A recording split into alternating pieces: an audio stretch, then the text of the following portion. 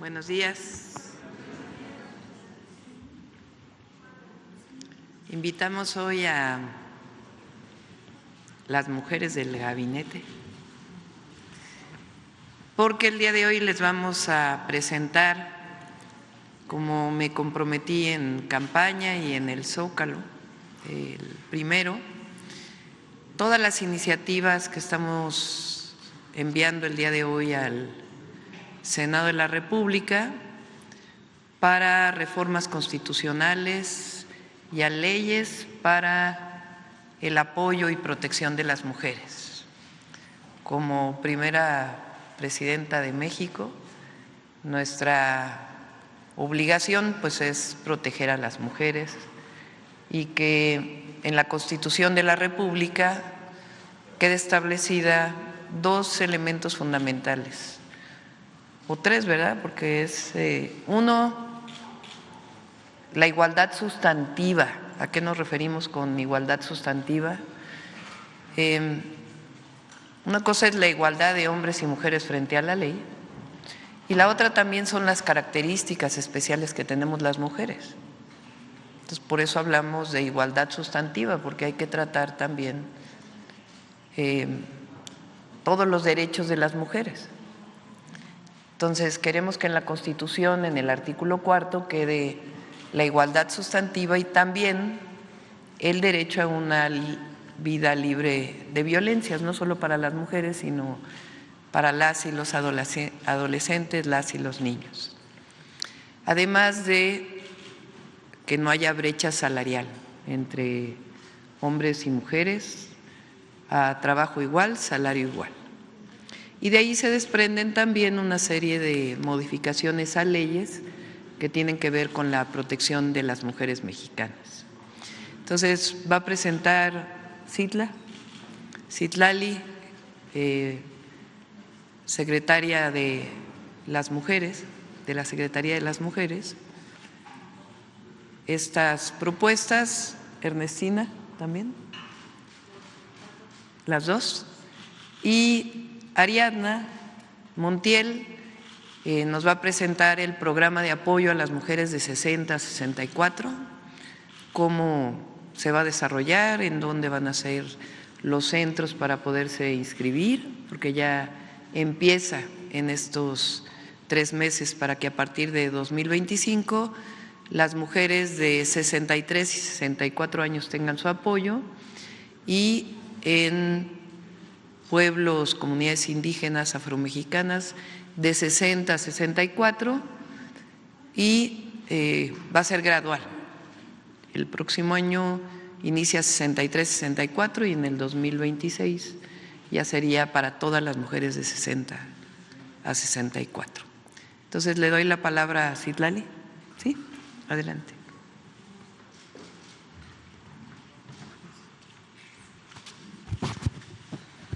Buenos días a todas. Con su permiso, Presidenta, pues esta es una serie de reformas que para nosotros es un sistema de protección para las mujeres en derechos, acceso a la justicia, y les voy a presentar. Este es un resumen de lo que implica el contenido de las reformas que hoy la Presidenta firmará. Se garantiza, como bien lo decía ella, la igualdad sustantiva para las mujeres en la Constitución. Se garantiza la igualdad salarial entre hombres y mujeres, en la lógica de que a trabajo igual, salario igual sin distinción de género. Se amplía la obligatoriedad de paridad de género en toda la administración pública federal y local, es decir, gabinetes paritarios en todos los gobiernos.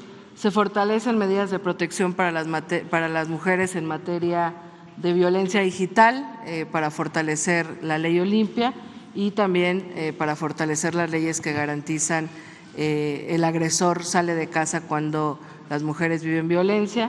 Se garantiza también mayor protección para las mujeres frente a la denominada ley vicaria, que es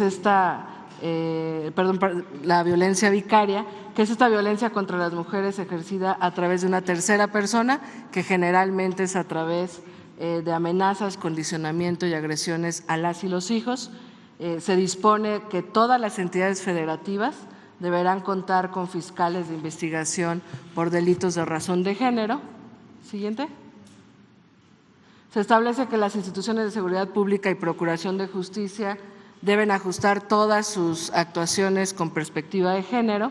Se establece en la Constitución también el derecho a todas las personas a una vida libre de violencia. Se dispone que el Estado mexicano tiene deberes reforzados con las mujeres, que es garantizar los derechos que ya se tienen, pero profundizar y fortalecer la actuación para hacer mayores esfuerzos en garantizar una vida libre de violencia para las mujeres. Se establece que las autoridades federales puedan conocer de las medidas de protección que derivan de delitos del fuero común, esto para fortalecer la cooperación y la coordinación entre las distintas autoridades y que no sea esta discusión de repente de esto no me toca porque es un delito federal o es un delito del fuero común. Y también para mayor coordinación y colaboración institucional y entre los 3 órdenes de gobierno se crea el Registro Nacional de Medidas de Protección de las Mujeres, Adolescentes, Niñas y Niños. Siguiente. Son en total modificación a 6 artículos de la Constitución Política de los Estados Unidos Mexicanos, es el 4, el 21, el 41, el 73, el 116 y el 123, y son reformas a 7 ordenamientos jurídicos en materia, como ya se dijo, de igualdad sustantiva, perspectiva de género, derecho a las mujeres, a una vida libre de violencia, en cuidados, seguridad y procuración de justicia y trabajo. Siguiente. Es el artículo 4, que se agrega el derecho a la igualdad sustantiva. Siguiente. En los artículos 21, 41 y 61 y 116 se agrega la perspectiva de género en materia de seguridad y protección y procuración de justicia. Siguiente, por favor. En el artículo 4, 21, 73, fracción 21 y 116 también se hacen una serie de reformas para garantizar una vida libre de violencia y donde se establecen estas medidas de protección que he mencionado hace un momento, así como las fiscalías de investigación en todas las entidades de la República. Siguiente. El artículo 123, donde ya se establece y se conceptualiza la brecha salarial y se modifica o se establece que es una obligación del Estado erradicar esta brecha salarial. Siguiente. Y bueno, esto le toca a la compañera Ernestina. Por mi parte es cuanto, presidente.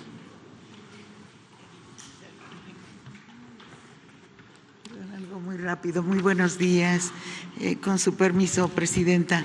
Efectivamente es un marco legal constitucional que da pie a una serie de reformas a distintas leyes. La Ley General de Igualdad Sustantiva, por primera vez se define lo que es brecha salarial de género, la obligación de que en la política nacional sea erradicar esta brecha salarial, fortalecer el acceso a la igualdad, todo esto que no se encontraba.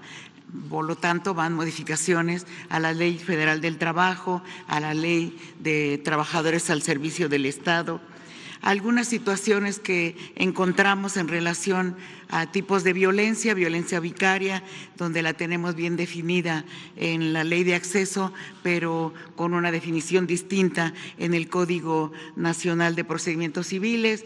En fin, hacemos una serie de ajustes para que realmente las mujeres podamos tener todos los instrumentos jurídicos para defender, hacer valer nuestros derechos.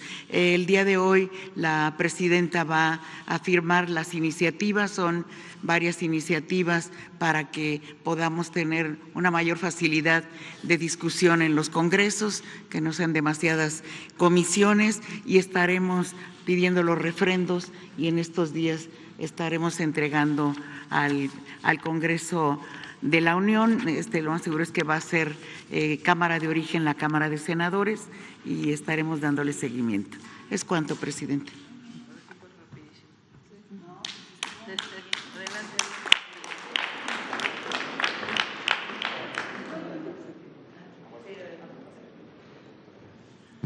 Perdón, también anunciar con su permiso, presidenta, que como nos lo ha solicitado, se trabajará en la redacción de una cartilla de derechos de las mujeres Me gustaría presentar rápidamente a este pues, consejo redactor que hemos convocado con especialistas en la materia. Es Frida Iadí Díaz González, que es una mujer ñañú y artesana originaria del Valle del Mezquital. Ángela Guerrero Alcántara, especialista en la construcción de políticas públicas. Frinés Alguero, activista con experiencia en políticas y programas con perspectiva de género, y Carla Michelle Salas, abogada feminista y defensora de los derechos humanos, abogada que representa varios casos. No sé si les pasó, se pueden pasar adelante.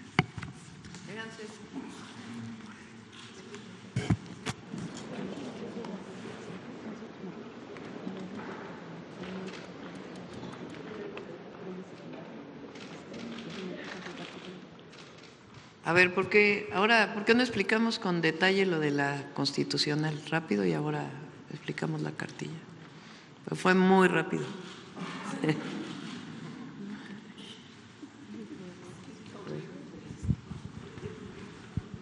A ver, ponle las constitucionales muy rápido. ¿Sí funciona? Sí. Los artículos. La siguiente. A ver, entonces, se modifican la propuesta que enviamos hoy al Senado de la República, es la modificación de 6 artículos a la Constitución Política de los Estados Unidos Mexicanos para protección e igualdad sustantiva de las mujeres. El artículo 4, el 21, 41, 73, 116 y 123. Y además 7 ordenamientos jurídicos, 7 leyes secundarias. Adelante. Entonces, en el artículo 4 se incorpora derecho a la igualdad sustantiva, que tiene que ver no solamente la igualdad de las mujeres y hombres frente a la ley, sino que además todas las leyes y todas las disposiciones en nuestro país tienen que considerar las particularidades de las mujeres y sus derechos humanos. A eso se refiere la igualdad sustantiva y queremos que quede en el artículo 4. Adelante. 21, 41 y 116.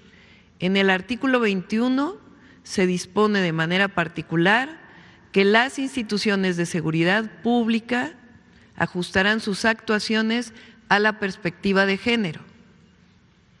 La misma previsión se establece en el artículo 116 para la Procuración de Justicia.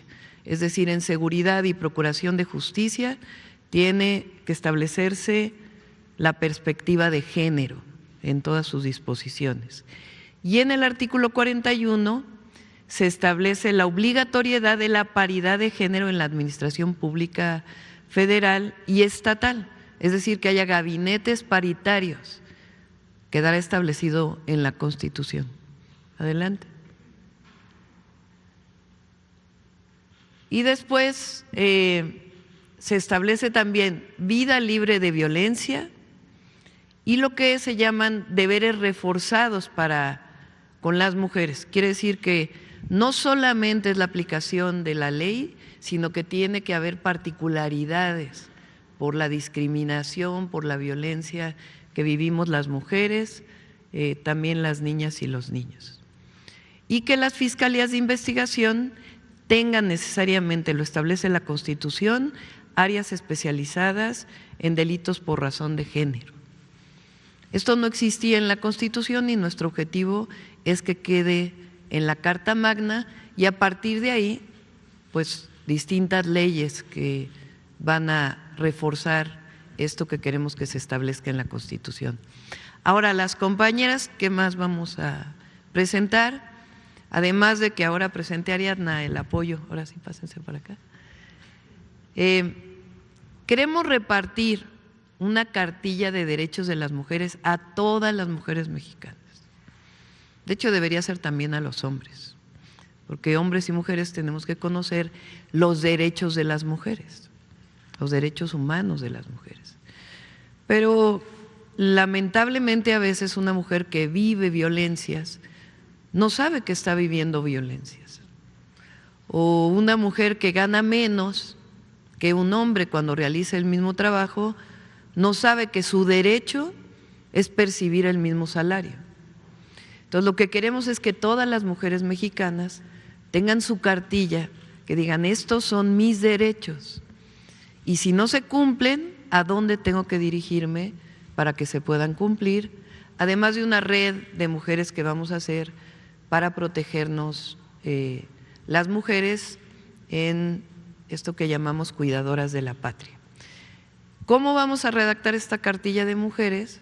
Pues les pedimos a las compañeras que son especialistas que nos ayuden a redactarla, y queremos que pues este año quede establecida la redacción para que a partir del próximo año se estén repartiendo millones de cartillas de derechos de las mujeres a todas las mujeres mexicanas en todos los estados de la República, comunidades indígenas, en lenguas indígenas, que todos los derechos de todas las mujeres sean cumplidos en nuestro país.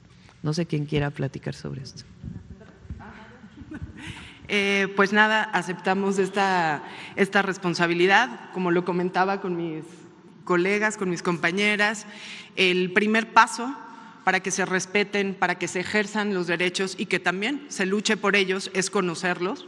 No podemos asumir que el hecho de que esté en la Constitución, esto implique que absolutamente todas las mujeres del país los conozcan y sepan justamente a dónde acudir.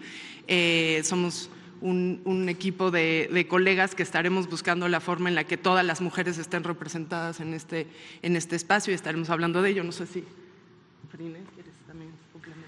Sí, muchas gracias. Bueno, la comisión la acabamos de armar, ¿no? Entonces vamos a buscar la representación de mujeres diversas para que estén participando en la construcción de esta cartilla, que como bien dijo la doctora Claudia, no es de nuestro interés que solamente las mujeres conozcan sus derechos, sino que el funcionariado público, las y los periodistas, también los hombres conozcan los derechos de las mujeres, y que sea un norte para que esos derechos puedan ser garantizados por todas las personas y por todas las mujeres. Entonces, pues estaremos trabajando, estaremos organizando y ya vendremos con más noticias, supongo, ¿no? de la redacción y de la organización de este comité.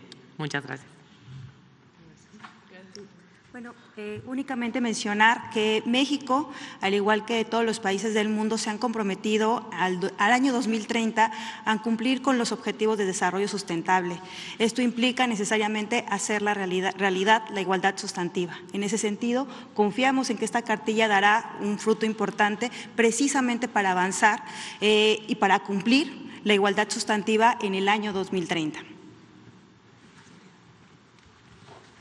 Y pues qué momento histórico también para nombrar los derechos de las mujeres indígenas, de las mujeres afromexicanas, de las mujeres jóvenes, de las mujeres en toda su diversidad. Entonces me parece que es un momento clave histórico para ser nombradas, visibilizadas y que se puedan respetar todos nuestros derechos. Muchas gracias. Muchas gracias, Presidenta. Gracias, Presidenta.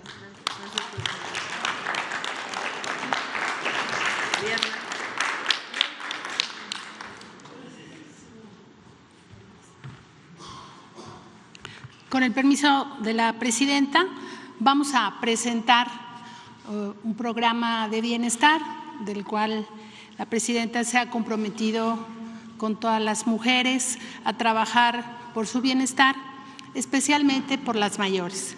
La pensión para el bienestar de las mujeres adultas mayores es un apoyo económico que se va a entregar a las mujeres entre 60 y 64 años, en reconocimiento a toda una vida de trabajo, a su esfuerzo por sacar adelante a la familia y a la nación.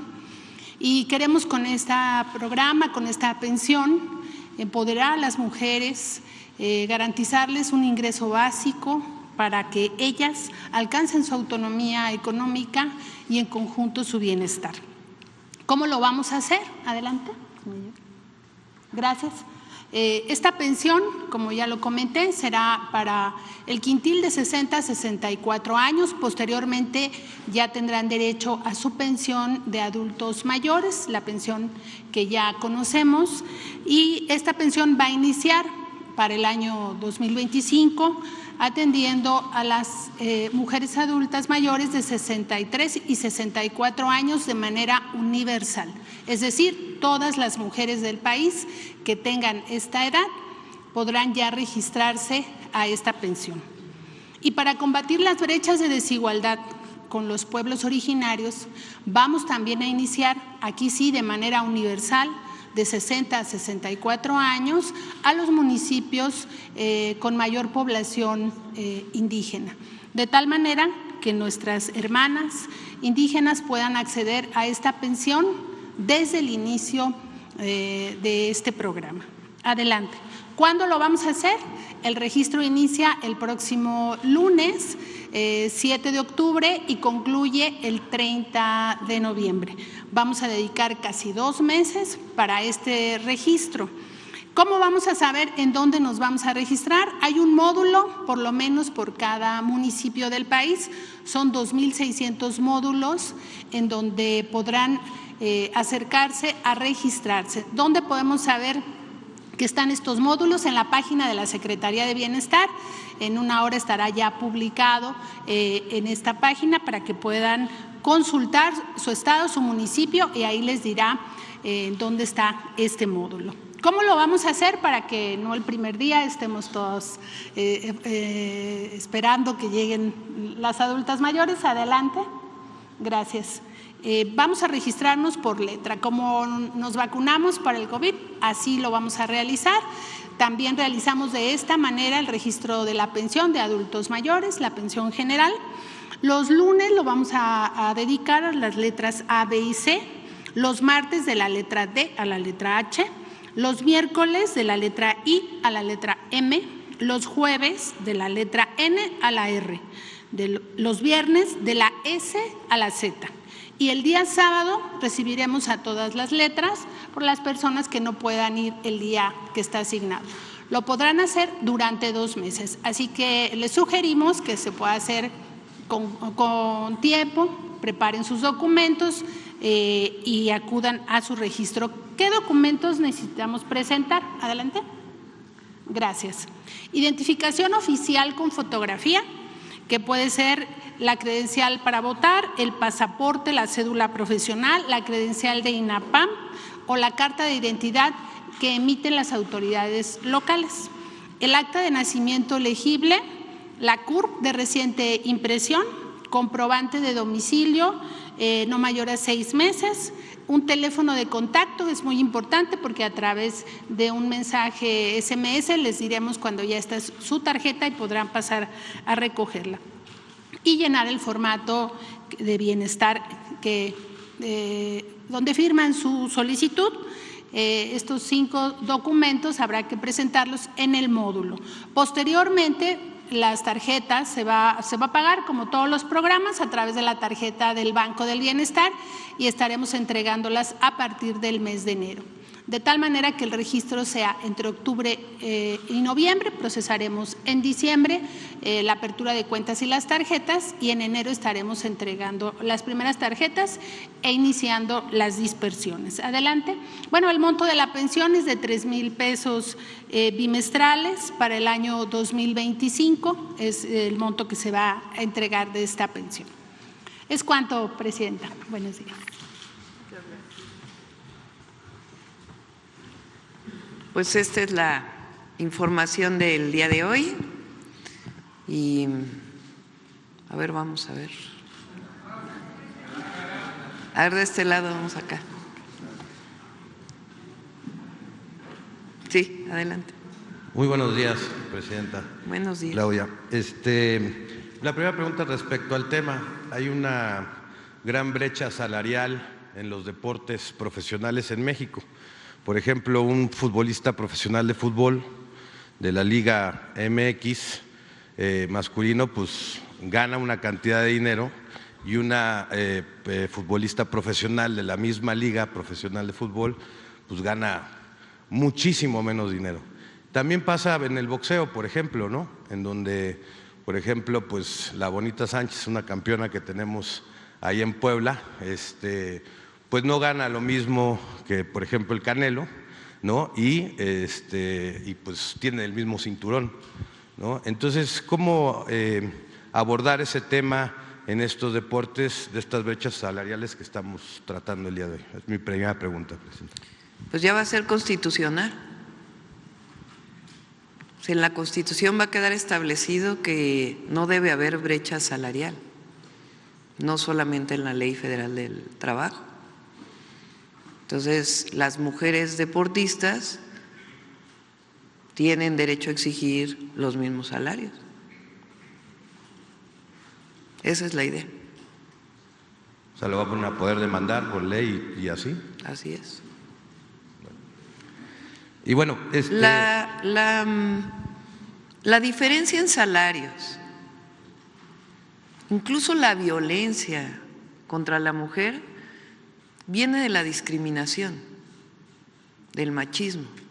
Por supuesto, hay otras cosas que no tienen que ver con salarios, asociadas a un deportista, si tiene apoyos por alguna marca o algo así, que es pues ya característica individual.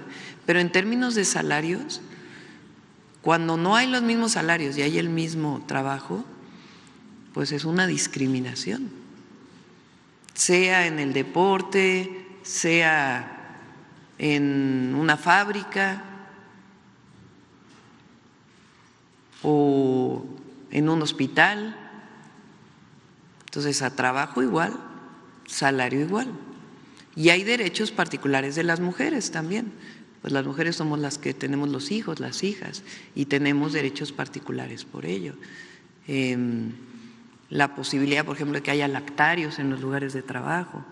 Todo eso hacia allá queremos ir para fortalecer la igualdad. Nosotros estamos en contra de cualquier tipo de discriminación por lugar de origen, por color de la piel, o por sexo o por género.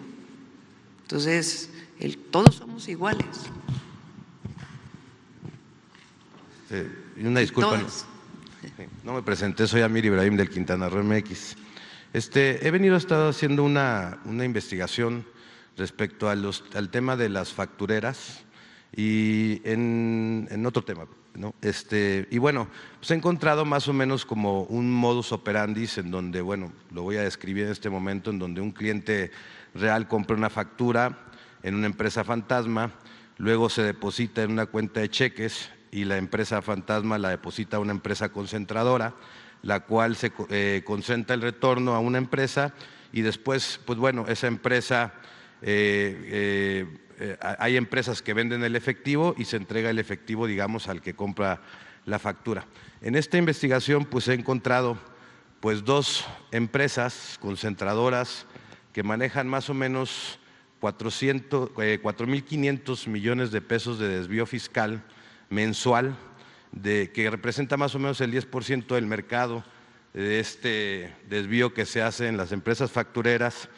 Y bueno, pues encontré a Regio Operadores de Capitales, que mueve más o menos como 4.000 millones de pesos al mes, que es de Claudio César Rojas Salazar, y Andrés Noriega Rivera de Transbamex, que mueve más o menos como 1.500 millones de pesos mensuales de desvíos en estas facturas. Además que encontramos más o menos unas 70 empresas de esta red que se mueven para desviar, digamos, estas factureras. Y pues bueno, preguntarle, señora presidenta, ¿cuál es la política en cuanto a este tema del desvío de evasión fiscal? Y pues bueno, pues saber qué va a suceder con esto. Gracias. Son 2, una que es constitucional, no va a haber condonación de impuestos. Eso está en la Constitución de la República. Y la otra, pues, es el combate contra cualquier evasión fiscal. Entonces, esta denuncia que haces en particular, pues, hay que revisarla, que podamos tener los datos. Y he estado trabajando desde incluso antes de entrar con la anuencia del presidente Andrés Manuel López Obrador, en su momento, con el SAT, y estamos trabajando ya con la UIF, se queda Pablo Gómez ahí, porque todos tenemos que pagar impuestos. es lo que establece la Constitución. Y muchos de ellos son incluso delitos penales. Entonces, que haya la investigación y que administrativamente lo que se tenga que hacer desde el Ejecutivo y después, si es necesario, pues las denuncias a la Fiscalía General de la República. ¿A quién entregaría esta investigación? Porque tengo pues una carpeta bastante… Si nos hace favor ahora que está aquí.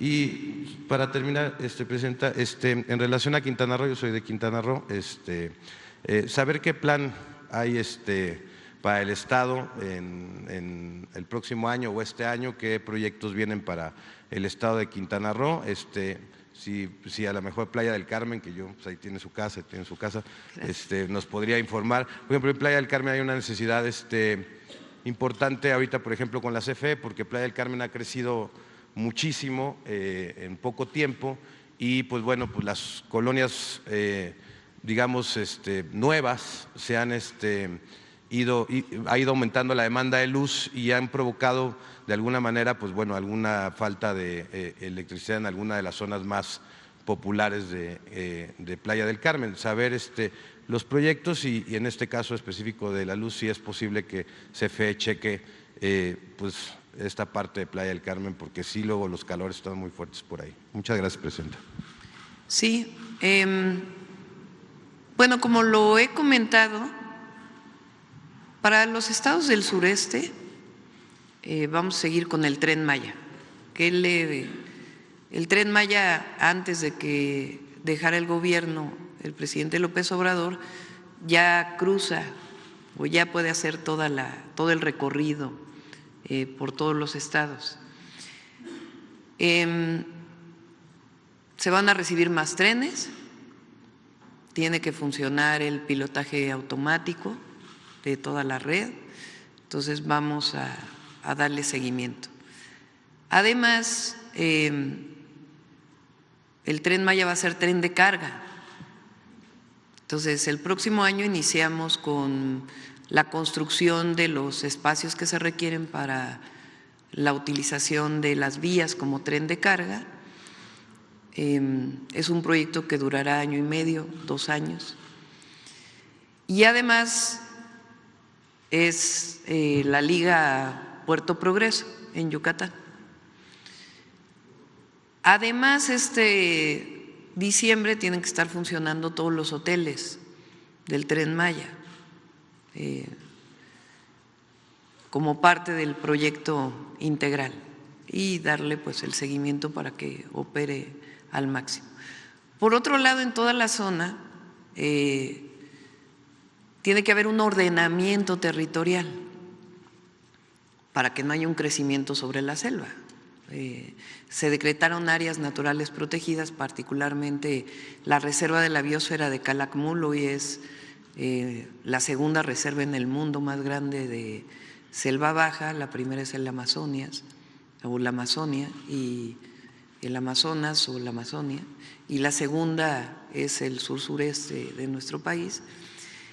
Recientemente se aprobó el programa de ordenamiento territorial de Tulum para que no crezca desordenadamente. Y el caso de Playa del Carmen pues también tiene que ver no solamente con poder resolver los problemas de servicios, sino también de regularización y de ordenamiento, para que no represente pues un crecimiento desordenado. Entonces vamos a darle seguimiento con Edna, que anda por aquí, secretaria de SEDATU, y también lo de CFE. Sí. A ver, ahora de este lado por acá, a ver, adelante. Presidenta, el lunes en Chiapas murieron 6 migrantes porque soldados mexicanos abrieron fuego contra el camión que los transportaba. Los soldados alegaban que habían escuchado detonaciones.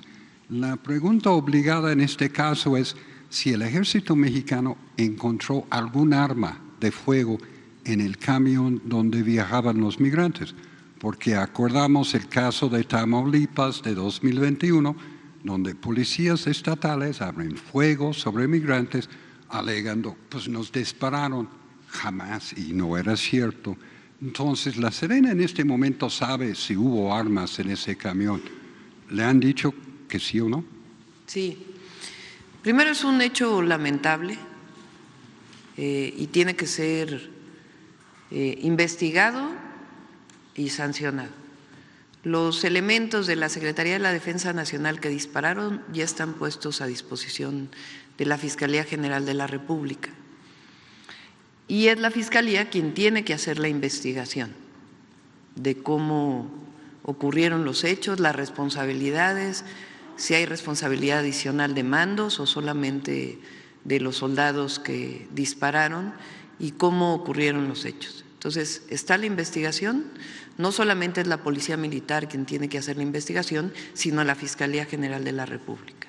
Y ya están los elementos puestos a disposición. De igual manera, no puede repetirse una situación así, se están tomando las medidas, el general secretario le da instrucciones para que esto ocurra así. La secretaria de Gobernación, junto con el secretario de Relaciones Exteriores, están en contacto con las embajadas para poder dar apoyo a los familiares de las personas que fallecieron y en contacto pues con todo lo que se requiere. ¿Sabemos las nacionalidades de las personas que murieron? Sí, son de Egipto, ¿es cierto?, de Salvador y de Perú. Egipto, Salvador y Perú. Sí. La otra pregunta es que en el Zócalo usted mencionó que va a impugnar para que no haya reelección a ningún puesto público. ¿Eso incluiría el Poder Judicial? O sea, el sentido es que con la elección de jueces y magistrados tendríamos una nueva tanda cada 6 o cada 7 o cada determinados años de jueces que no pueden reelegirse, porque algunos tribunales son bastante especializados. No, la reelección es para el Ejecutivo. Únicamente. Obviamente presidencia pues está establecido, pero en el periodo, si mal no me acuerdo, de Calderón, se hizo esta propuesta, fue aprobada y después empezaron en su momento la reelección a presidente municipal, diputados y senadores. Y ahí es donde, y esto es algo que yo recogí durante la campaña, no es solamente un asunto personal que creo en la no reelección, sino la gente no está de acuerdo con la reelección. Entonces, por eso es para el Ejecutivo y el Legislativo. Gracias. Y el Poder Judicial pues tiene su propia reforma que fue aprobada recientemente y sus propias reglas. ¿Quién más? A ver, vamos uno y uno por acá. A ver, segunda fila. A ver allá, adelante. Gracias, doctora. Tercera fila. Bienvenida, presidenta. Arturo Pavón, del Chapucero y Efecto Colateral.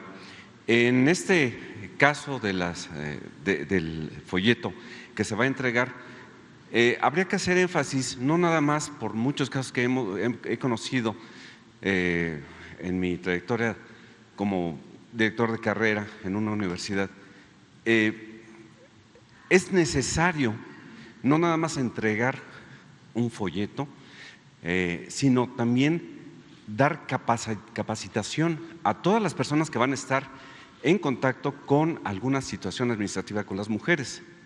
Le puedo decir el caso, por ejemplo, en la UNAM, una jovencita, hace 8 años, antes de que fuera muy visible todo este asunto, acosada por profesores en la ENAP, en la Escuela de Artes Plásticas, tuvo que dejar su carrera porque le aterraba ya ir a clases. Tuvo que dejar su carrera y así como ella, muchos otros casos que me platicó ya en corto. Es necesario mantener una capacitación muy intensa sobre todas estas personas que van a tener relación, jefes, líderes, profesores, directores, en todos los ámbitos de la administración pública. Sí, capacitación y estarlo mencionando permanentemente. O sea, la cartilla de derechos tiene que ver con que se sepa cuáles son los derechos que tenemos las mujeres. Pero además, pues tiene que hacerse realidad todo lo que está establecido en la Constitución, en las leyes y el acceso de las mujeres a la justicia. Entonces, evidentemente, pues tiene que haber capacitación y nos vamos a encargar aquí en la mañanera, igual que luchar contra toda forma de discriminación, que es algo que hizo muy bien el presidente Andrés Manuel López Obrador. Y ahora pues vamos a tocar el tema además de las mujeres, porque cuando las sociedades esconden la discriminación, no solamente no se conoce, sino que no se atiende. Y todos tenemos y todas tenemos derecho a todos los derechos. Se les podría apretar a todas las empresas y escuelas, universidades, a través de las certificaciones que ellos siempre requieren, pues para solventar algunas de sus auditorías. Ahí se podría sus pues existen los propios inspectores del trabajo que tendrían que tener estas labores. Yo siempre creo en la educación, en la información, en hacer visible.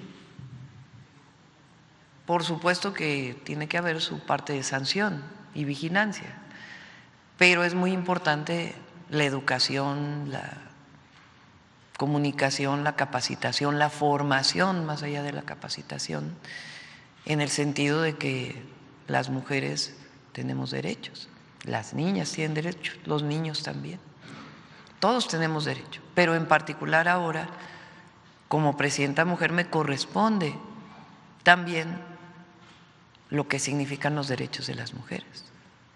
Y ya hablando de la universidad, en algún momento el presidente, bueno, el expresidente López Obrador, hace como 3 años se lamentó aquí en una conferencia acerca de cómo podría haber sido que se derechizó la Universidad Autónoma de México, la Universidad Nacional. En ese momento, pues, investigamos y nos dimos cuenta de que, pues, obviamente no fueron los alumnos, no fueron los docentes, fue la cúpula del poder que está en la universidad, los que pues llevaron a hacer cambios de estudios, los programas de estudio, y por ejemplo en la Facultad de Economía se dejó de hablar de Carlos Marx, así, simplemente, ¿no? Entonces, aquí, ¿cuál es su perspectiva? ¿Cómo será la relación del gobierno federal, su gobierno, con la Universidad Autónoma de México? Bueno, la universidad es autónoma. Yo fui universitaria con licencia hasta hace unos meses. Yo fui investigadora del Instituto de Ingeniería de la UNAM por muchos años. Y también luché en la Universidad Nacional por la democracia. Le corresponde a la propia universidad, a los universitarios, a las universitarias, transformar a la universidad. Yo creo que en muchos sentidos se abandonó un poco, esa es mi opinión personal, el trabajo colectivo, la academia, los salarios de los profesores, investigadores, investigadoras, y no digo que no deba ser así, pues es un salario base, después viene un estímulo y después si tienes Sistema Nacional de Investigadores. Entonces ahí hay para los profesores investigadores de tiempo completo, cómo se compone tus ingresos. Y aparte están los profesores por horas que ganan muchísimo menos, o profesores. Y eso individualizó mucho el trabajo académico, porque genera competencias de quién tiene más puntos. Yo creo, y esa es una de las tareas de Rosaura Ruiz, la doctora Rosaura Ruiz, que fue presidenta de la Academia Mexicana de la Ciencia, una investigadora muy reconocida, de fortalecer el trabajo colectivo de la academia, porque eso incluso genera más conocimiento. Y además tenemos este proyecto de innovación tecnológica, es decir, de promover mucho más trabajo colectivo que solo el trabajo individualizado y el esfuerzo personal. Y esa es una de las tareas a través de las redes ECOS para distintos temas que vamos a desarrollar. De este lado. A ver, allá atrás. Sí. Una mujer, sí. Bueno, ahorita son 3 hombres y luego van con 3 mujeres para la paridad.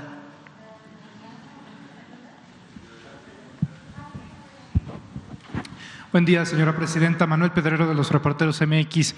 3 preguntas. Primero, ahora que tuvo esta visita al estado de Guerrero, preguntarle si ya tiene una evaluación, una síntesis de los daños, de los estragos que ha causado el huracán John.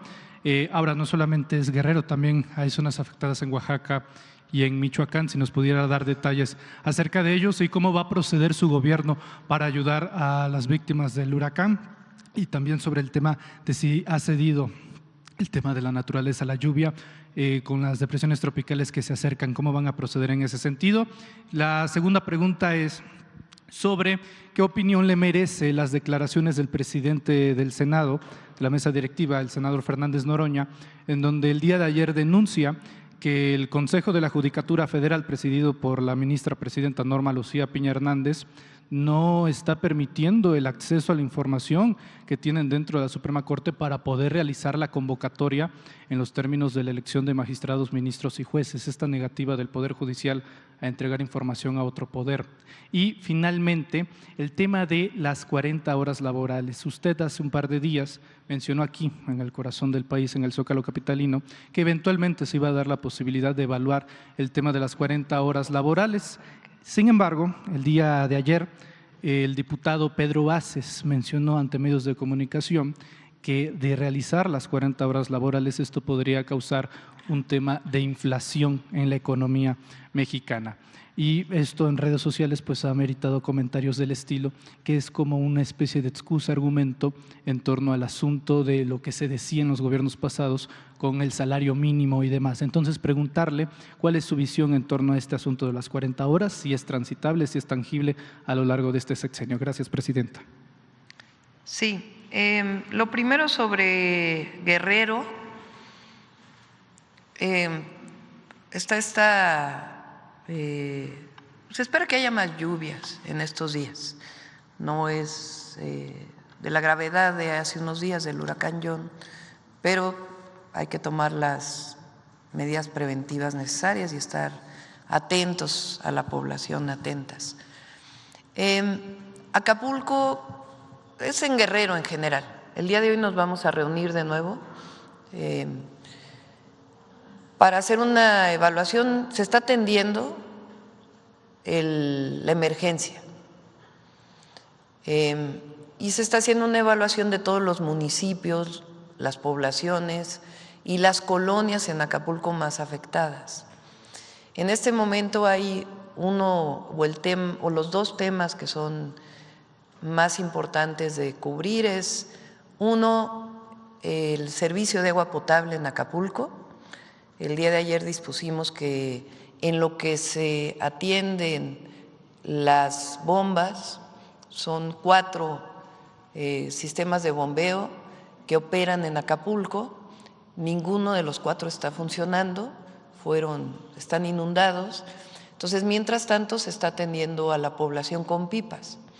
El día de ayer la Secretaría de la Defensa Nacional tomamos el acuerdo de que aporte más pipas, la Conagua también para apoyar, y también de pedir a algunas otras entidades que puedan apoyar para el suministro de agua.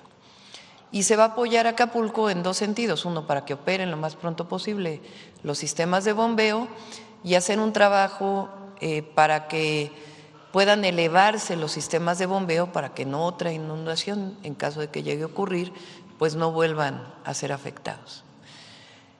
La otra son las carreteras, los caminos, particularmente un puente de un camino que lleva al relleno sanitario en Acapulco, que en este momento está interrumpida la comunicación.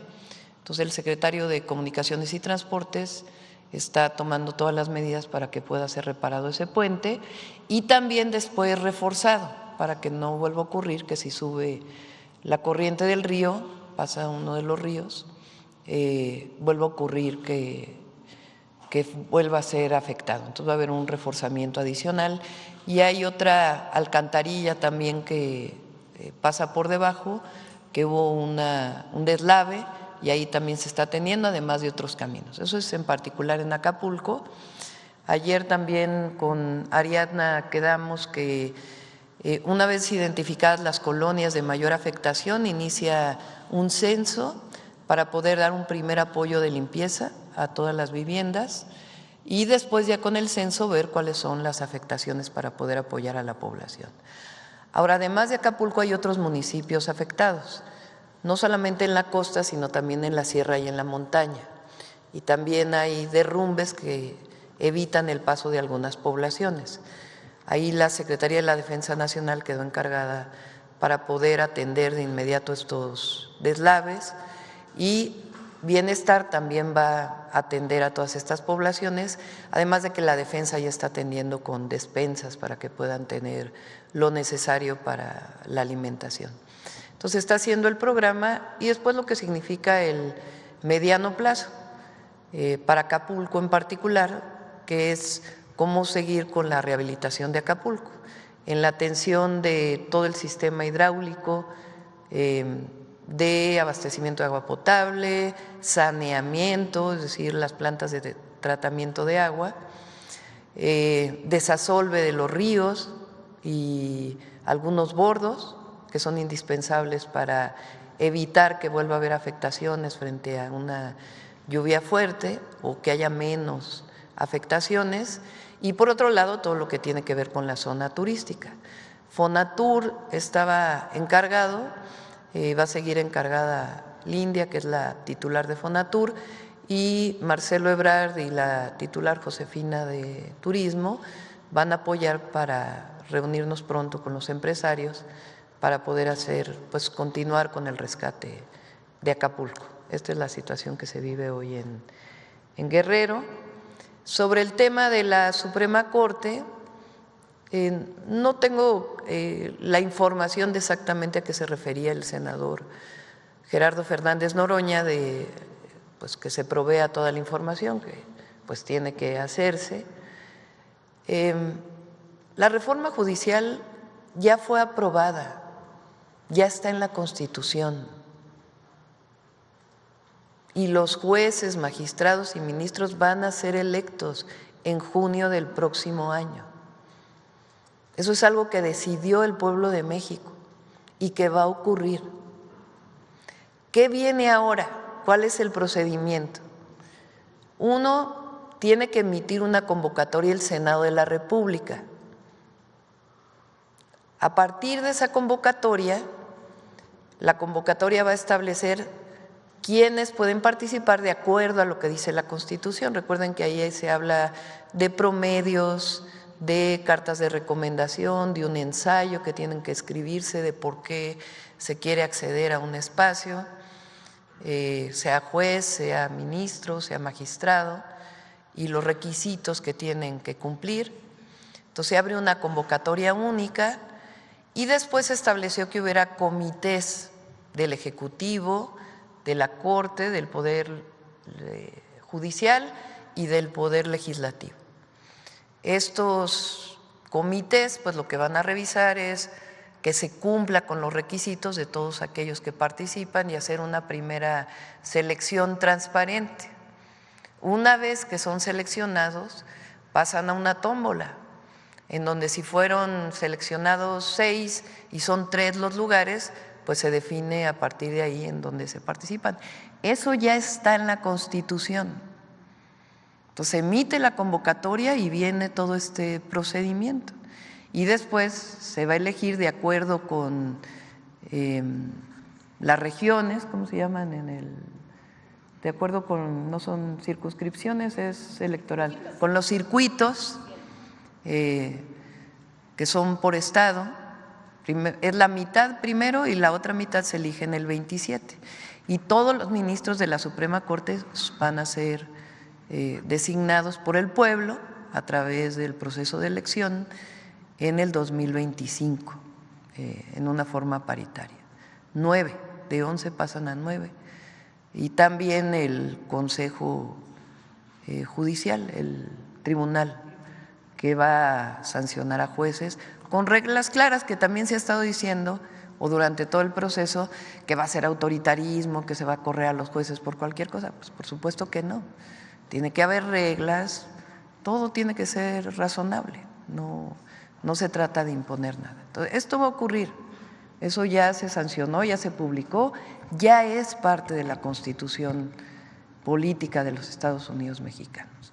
Entonces, cualquier asunto que quiera definirse en la Corte o en cualquier otra instancia, incluso internacional, pues no tiene su sustento.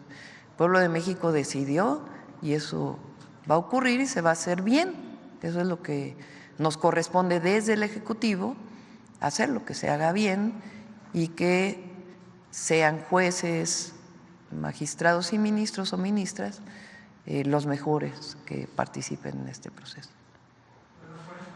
Lo de las 40 horas, yo lo dije muy claro, el aumento salarial del salario mínimo que se hizo en el sexenio del presidente López Obrador fue muy bueno para el país y para disminuir la pobreza.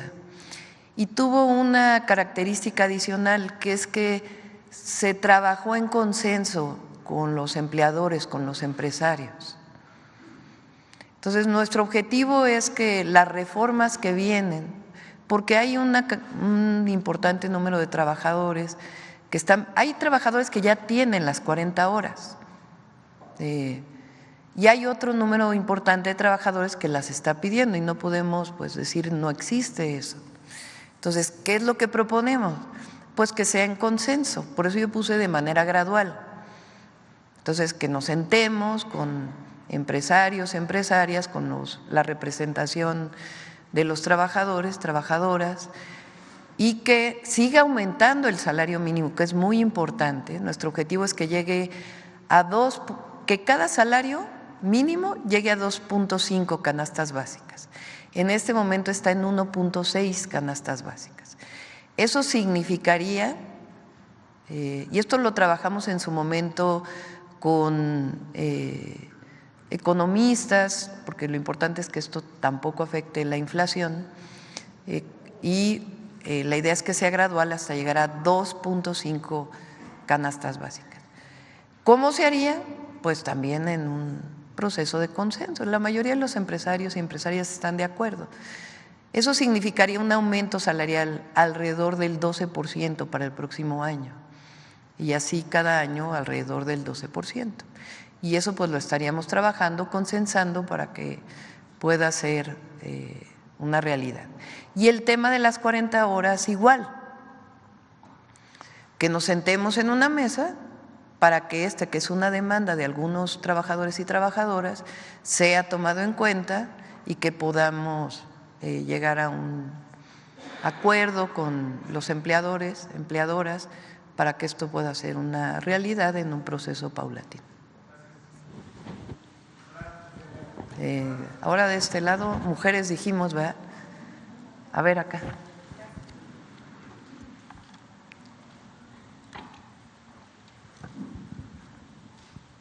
Gracias. Buenos días. Aurora Castillejos, reportera de Canal 14 SPR. Doctora, preguntarle precisamente en torno al tema de Acapulco. Hay un acento fundamental en las medidas de medio ambiente y también en la contaminación de ríos. ¿Cómo se está trabajando en conjunto? ¿Cómo se está tratando este tema de fondo? El objetivo es, de hecho ya había iniciado con el presidente López Obrador en el sexenio anterior. En la reunión, de estas reuniones que tuvimos en el periodo de transición, fuimos a Acapulco y ahí se planteó cuál era el programa de rescate, atención para pues reactivar toda la actividad económica en Acapulco. Y había dos temas importantes que, digamos, se vivían antes del Otis.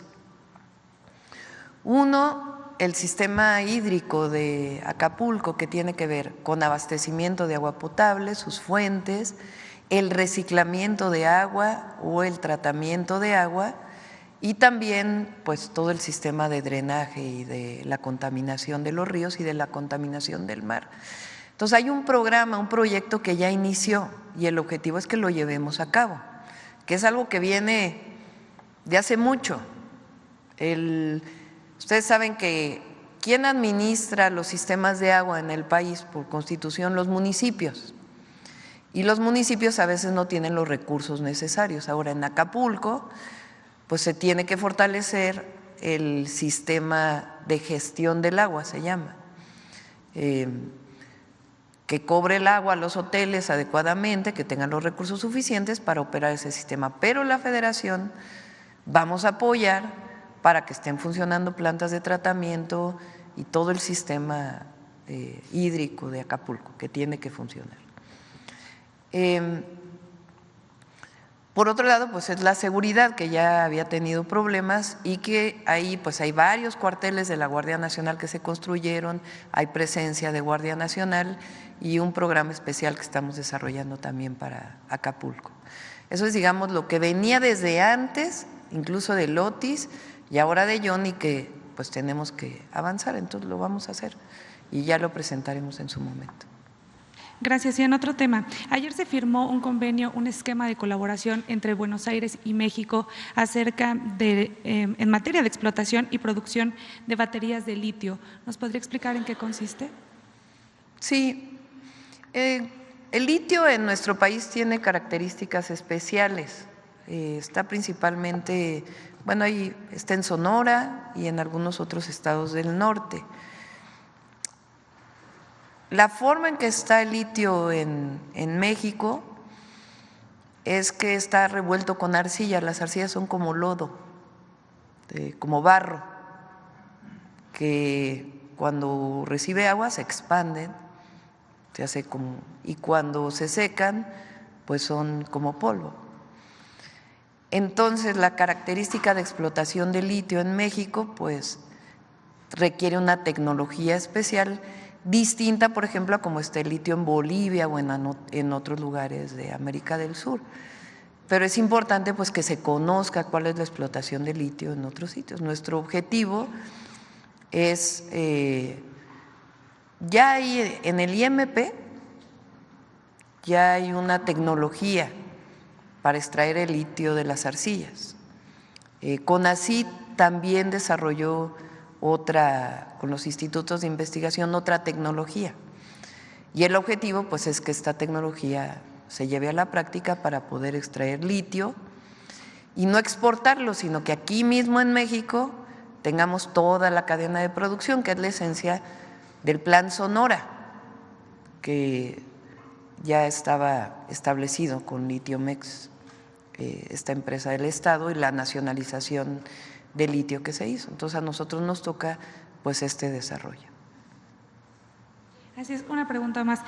¿Cómo entender todo este esfuerzo en las iniciativas que va a presentar hoy en el Senado, doctora? ¿Cómo entender todo este esfuerzo que se hace en conjunto de varias secretarías y también de varios pues, organismos al final que se están trabajando? Se trata de una nueva forma de concebir también y de el tema de igualdad entre hombres y mujeres. ¿Cómo concebirlo en conjunto?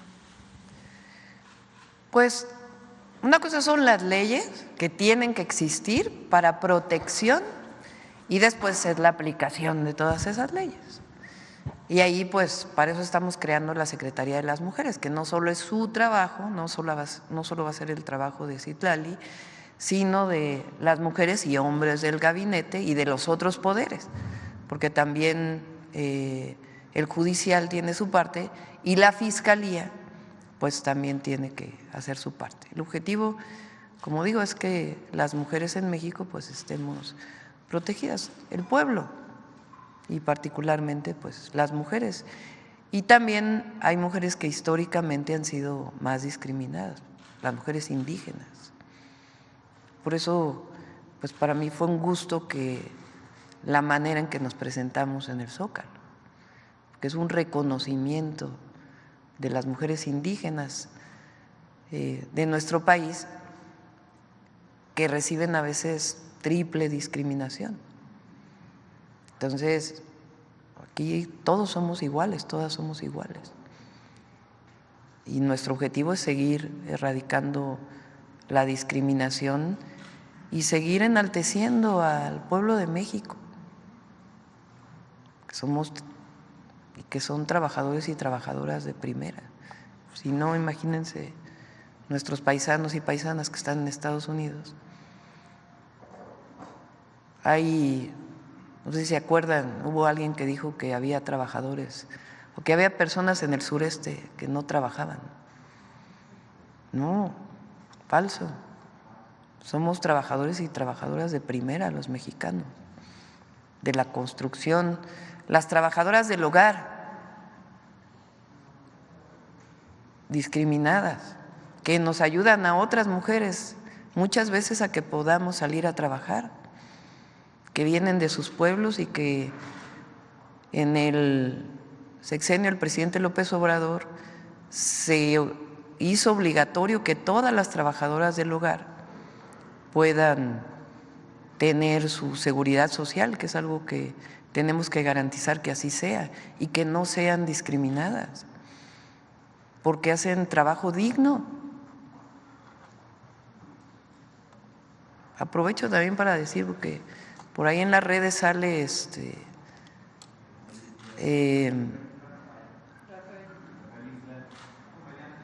sí, esta palabra que se usa de sirvienta, que es terrible.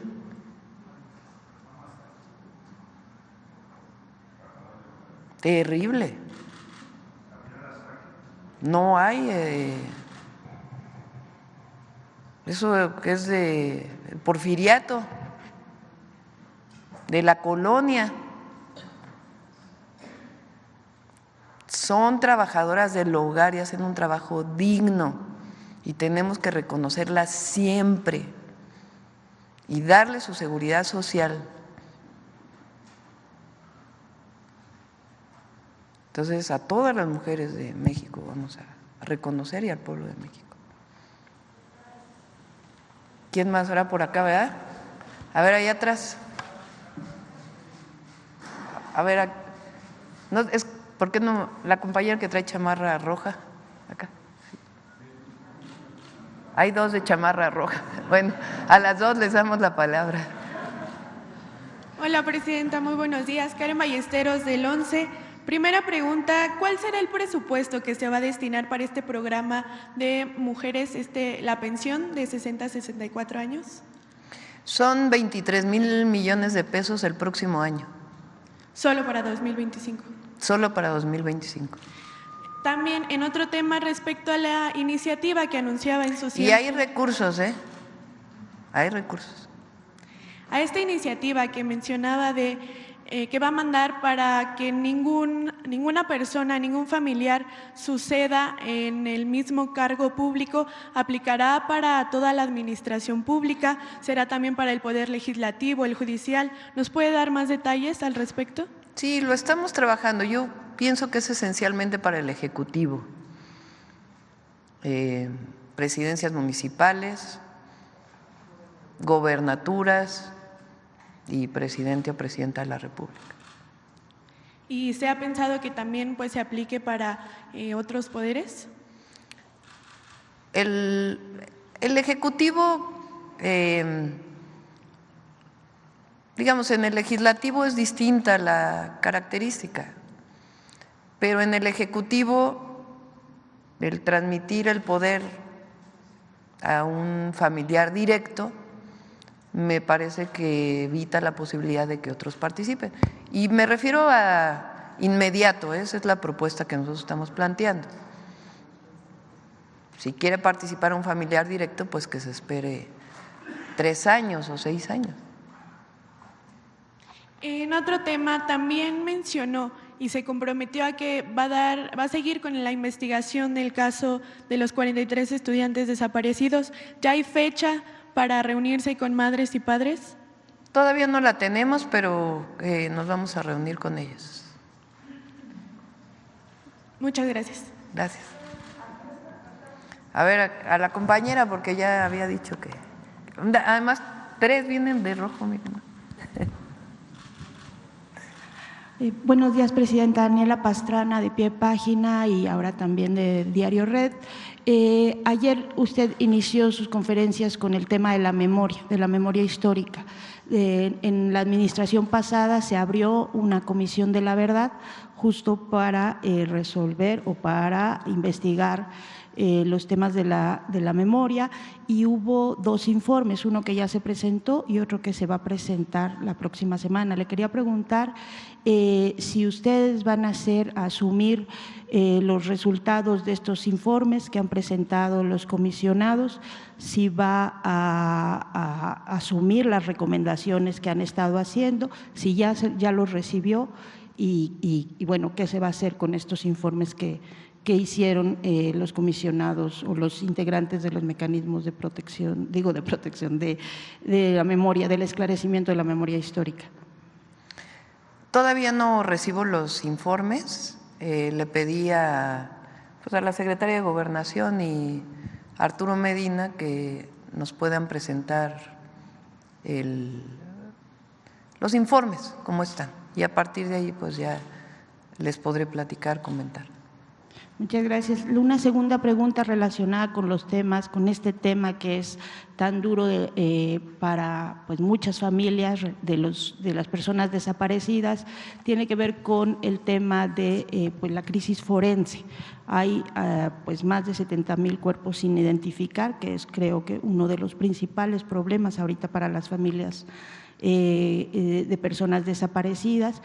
Quería preguntarle si tienen alguna acción definida ya, concreta, para empezar a eliminar o reducir este déficit que hay, ¿no?, en la investigación y en la identificación de cuerpos sin identificar. Sí, lo estamos trabajando. Ernestina tiene mucha experiencia en esto. Cuando estuvimos en el gobierno de la ciudad y ella fue fiscal general de justicia, hizo un banco de ADN certificado muy importante y estamos trabajando en ello, y también algunas adecuaciones jurídicas que nos permitan pues avanzar más rápido en la identificación. ¿Capacitación de personal han pensado? Si quieren ya lo presentamos posteriormente para… Y ya una última relacionada con el tema que estaban preguntando ayer el tema de los migrantes, de las personas migrantes, porque había quedado pendiente la revisión del personal del Instituto Nacional de Migración y de las estaciones migratorias, que pues en algunos casos se había entregado la seguridad a empresas privadas. No sé si tiene ya algún corte o alguna idea de qué se va a hacer. También, si quieren, lo presentamos después. Se avanzó mucho en los últimos 6 meses con el presidente López Obrador. Estamos recibiendo y poco a poco lo vamos presentando. Muchas gracias. Aprovecho con la memoria histórica porque creo que es importante que se vea. Fíjense, ayer un representante de Vox, ¿sí sabe?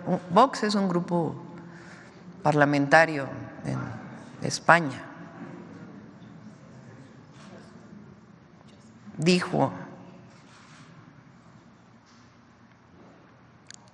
Dice: la nueva presidenta de México, Claudia Sheinbaum, se ha comportado como una absoluta analfabeta y como una absoluta ignorante.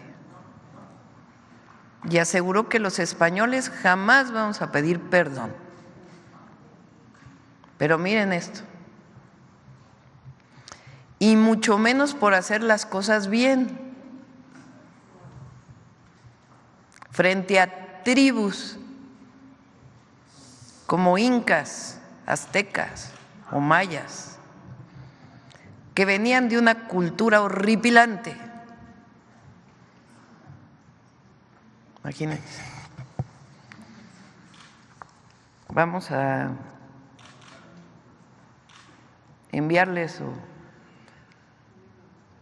la grandeza de la cultura maya, la grandeza de la cultura mexica.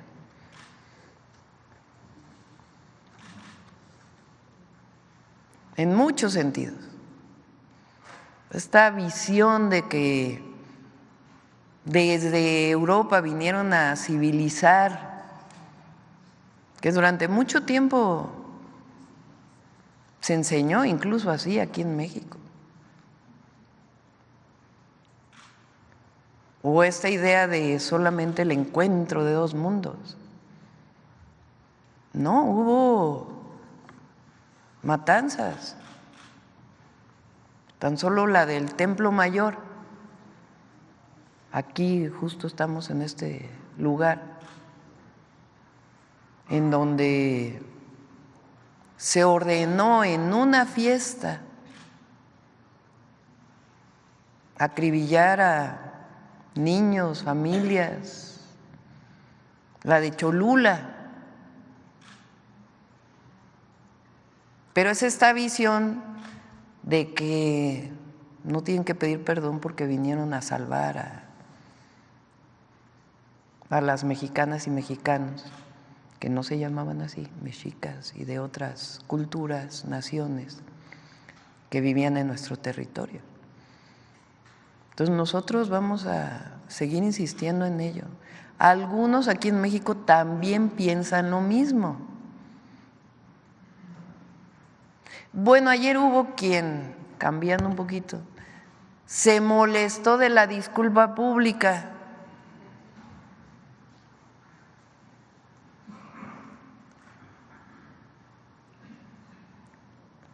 Es más, enaltecieron a Díaz Ordaz. Ya, bueno, el colmo de los colmos. Lo de ayer fue muy importante. Por supuesto, tiene que seguir las investigaciones judiciales y todo lo que quiera presentar las víctimas. Pero el Estado debe pedir perdón por atrocidades que cometió el Estado mexicano. Y eso enaltece de nuevo a los pueblos, a las naciones. Para los jóvenes, las jóvenes, hace 56 años jóvenes como ustedes se manifestaban en las calles para que no hubiera represión.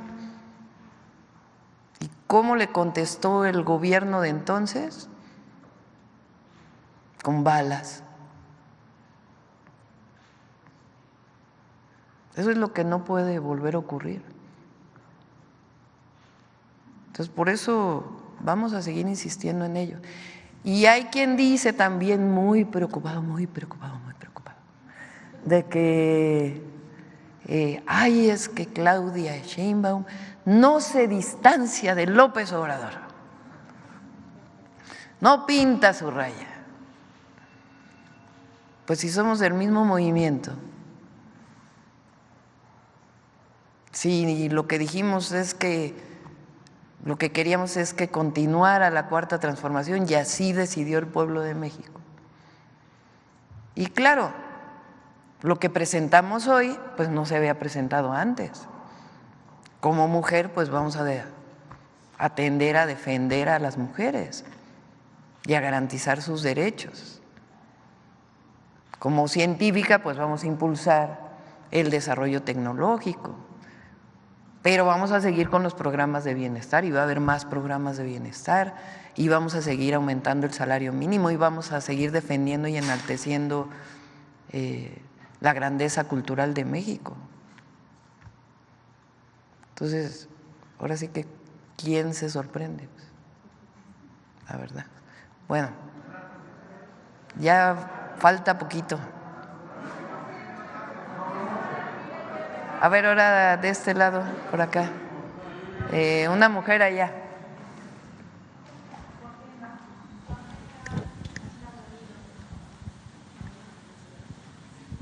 Falta Noemí, perdón. Ajá. Buenos días, doctora Elia Cruz de la Hoguera. Yo quisiera insistir un poco con las afectaciones que dejó el huracán John.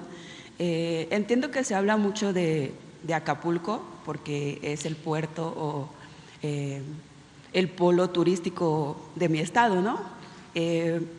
Pero también hay muchos municipios que resultaron afectados. en la Costa Chica, por ejemplo, donde impactó directamente el huracán. Uno de ellos es el municipio de Copala. Ahí no ha regresado la luz, doctora, desde el impacto, desde el lunes. La mayoría de las colonias no tienen señal de internet, no hay manera de comunicarse y hay comunidades que se dedican a la pesca. Esas comunidades, la mayoría de esos pobladores perdieron sus embarcaciones. Entonces, ellos estaban solicitando cómo va a ser la ayuda que su gobierno les va a proporcionar, cuándo se va a iniciar el censo en esa zona y cuándo prevén iniciar con los apoyos. Esa sería la primera pregunta, doctora. Sí, vamos rápido porque me olvidé. Deberíamos haberlo presentado antes de las preguntas. Está aquí Noemí, que es quien va a presentar todos los jueves Mujeres en la Historia. Entonces, contestamos esta pregunta, si te parece, y le damos la palabra a Noemí para que no ocupemos más tiempo. Son varios municipios, en efecto, no solamente es Acapulco. El día de hoy en la tarde nos vamos a reunir nuevamente para hacer esta evaluación y pues le encargo de una vez a Ariadna que vea lo de Copala y hoy hablamos también con CFE. Sí, las personas que están en Acapulco se van a conectar por internet y otros vamos a estar aquí. No, vamos a estar atendiendo desde aquí. Están los compañeros visitando a los damnificados. Doctora, ¿tienen un estimado de cuánto van a destinar de presupuesto para estos Justamente en municipios? eso, lo que haga falta, lo que haga falta. Gracias. Sí, son número de falla. Ahora te lo doy. Es el que ha estado dando protección civil. Noemí.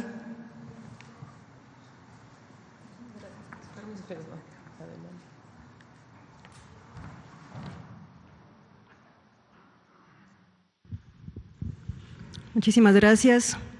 Muy buenos días. México está por cumplir 200 años como república. Estamos viviendo un momento histórico. Por primera vez, México tiene una presidenta. Es un momento que debemos de reflexionar sobre el papel de las mujeres a lo largo de la construcción de nuestro país. Es por ello que en la encomienda de la presidenta Claudia, cada jueves se va a presentar la sección Mujeres en la Historia, con la finalidad de hacer visible la participación de las mujeres, no solamente en las transformaciones, en las revoluciones sociales, sino aquellas mujeres que nos antecedieron y que hacen y que hicieron que hoy estemos ustedes y yo aquí. Aquellas mujeres que fueron abriendo brecha en la ciencia, en las profesiones, en la educación. ¿Por qué? Porque las niñas mexicanas necesitan referentes históricos en donde verse reflejadas, nuestras niñas, nuestras jóvenes. Es por ello que cada jueves vamos a ir presentando, de acuerdo con efemérides, pues algunas historias de mujeres y de colectivos de mujeres. En esta ocasión queremos iniciar con las amotinadas de Amehuatlán. ¿Qué es esto? Es todos los documentos y todos los episodios que veamos el día de hoy son recopilados del libro Documentos Históricos Mexicanos que el historiador zacatecano Genaro García publicó hace casi 100 años. O sea, nada más dimensionemos. Hace 100 años se produce este libro y 2010, hace también 100 años después, pues son pocos conocidos, pocos difundidos. ¿Tiene un vasito de agua?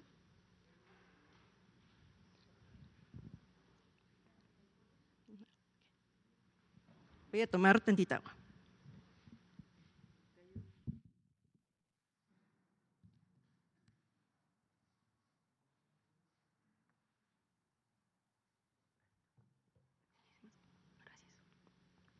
Bien, les decía yo que estos documentos históricos mexicanos de Genaro García compila 56 expedientes de mujeres que participaron en el proceso de la independencia. Esto va a ser muy importante porque lo que tenemos de estas historias son los juicios que se hicieron sobre estas mujeres y su participación.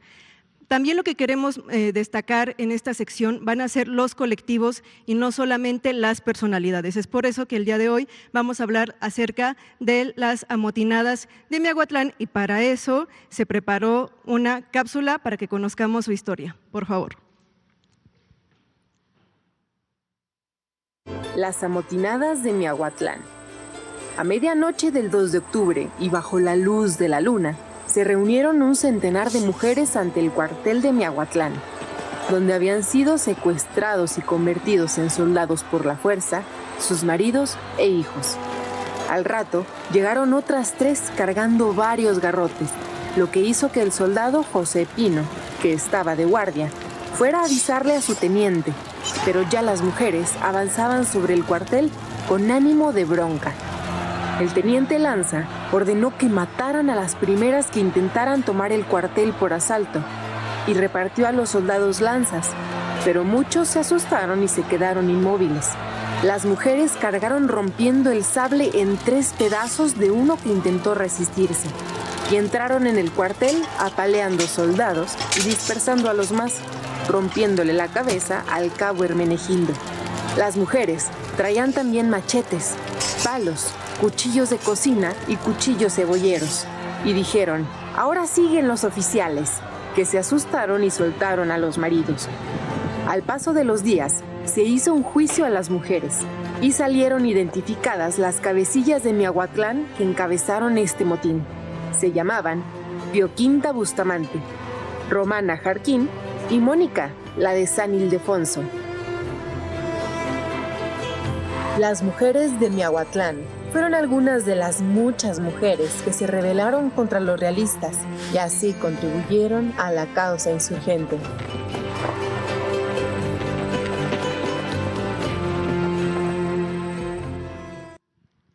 Les invitamos a todas las maestras y maestros que nos ven a que utilicen también estos recursos para sus clases. Va a ser muy importante que empecemos a difundir la historia de las mujeres, debe de formar parte de nuestra memoria colectiva y bueno, también una de las ideas que tenemos para esta sección es descentralizar la historia. En este caso presentamos este caso de estas mujeres que se unieron en Miahuatlán, Oaxaca, para poder sacar a los hombres que habían sido reclutados para el ejército realista, es decir, mujeres organizadas con palos, piedras, machetes, fueron y salvaron a los hombres que habían sido reclutados por el ejército realista.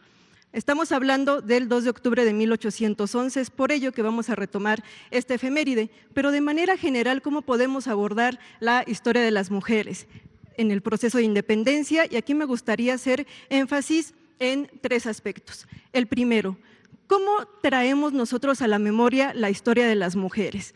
Siempre desde un estereotipo, que las mujeres colocamos ¿qué? El corazón, ¿no? Que siempre vamos de una manera apasionada. Por ello me gustaría que ejemplificáramos con una imagen que viene en el libro de José María Bonilla de 1922, que se titula Evolución del pueblo mexicano.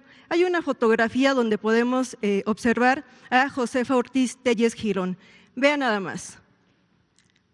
Hidalgo fue el cerebro de la idea de la emancipación, la corregidora, el corazón de la misma idea.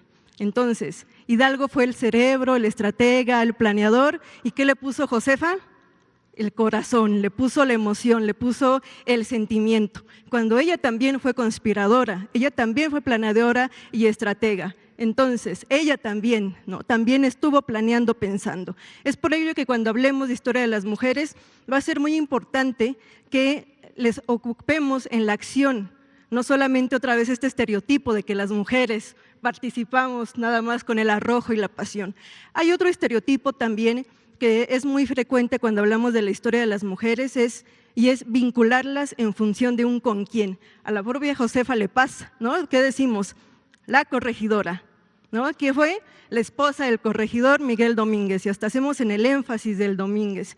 Otro caso muy particular fue el de Leona Vicario.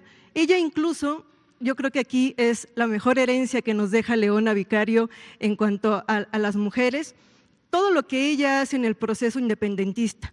Fue una mujer criolla, una mujer hija única, había quedado huérfana de un padre español con minas en Zacatecas, había sido sobrina del rector de la Ciudad de México, de la universidad, es decir, una mujer muy culta, que tenía prácticamente todo resuelto y aún así decide ingresar a la insurgencia. Es como hoy día podríamos decir que el privilegio no la cegó, ¿no? A pesar de tener el futuro resuelto, ella se incorpora a la insurgencia. Pues bien, después de todo lo que vive, el ser 2 veces detenida en un convento, se le hace un interrogatorio. Pensemos que para ese momento Leona tenía 21 años, o sea, todavía estaba con esta juventud y dándose en el arrojo. Bien, ¿qué hace Leona Vicario tiempo después? Hay una acusación por parte de Lucas Alamán en 1831. Imagínense que ustedes están leyendo el periódico y que lean que él nos explicaba el por qué tanta conmemoración a Leona si lo único que había hecho fue actuar por heroísmo romancesco, ¿no? Por seguir a su marido. ¿Se imaginan ustedes el enojo, la ofensa? Después de todas las acciones que ella realiza, pues le contesta con una carta vindicativa que yo creo que a estos casi 200 años podría ser una bandera del feminismo. ¿Qué le dice Leona Vicario?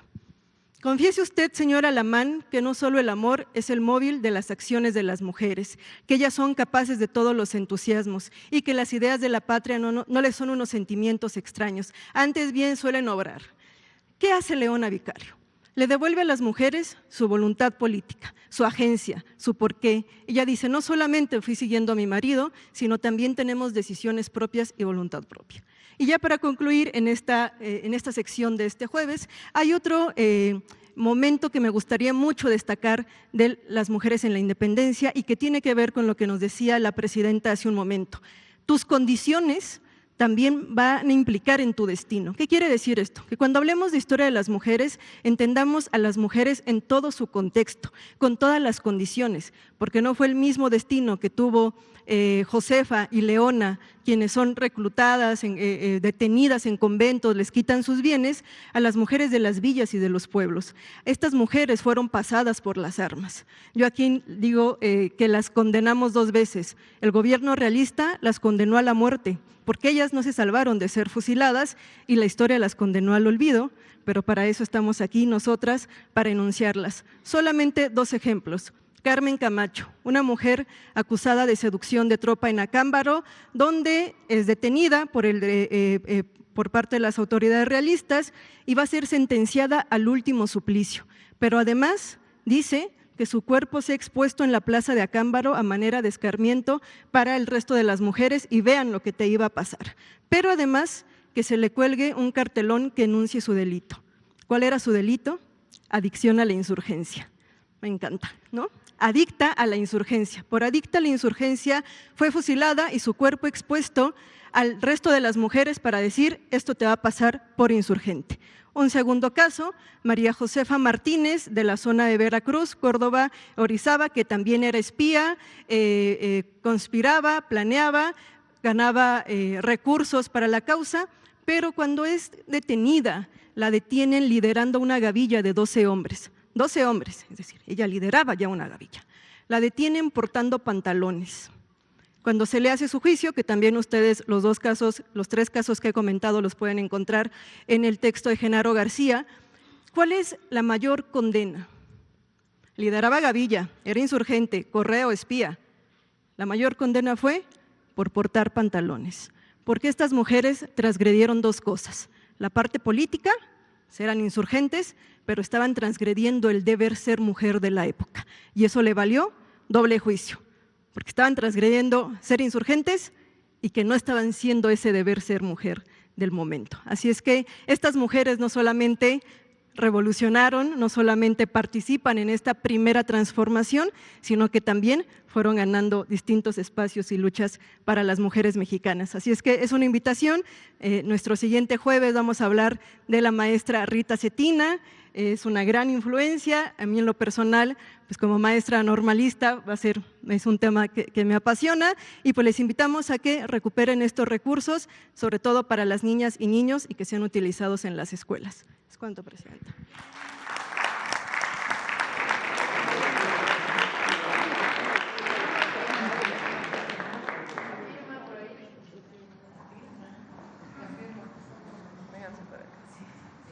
Así que vénganse todas.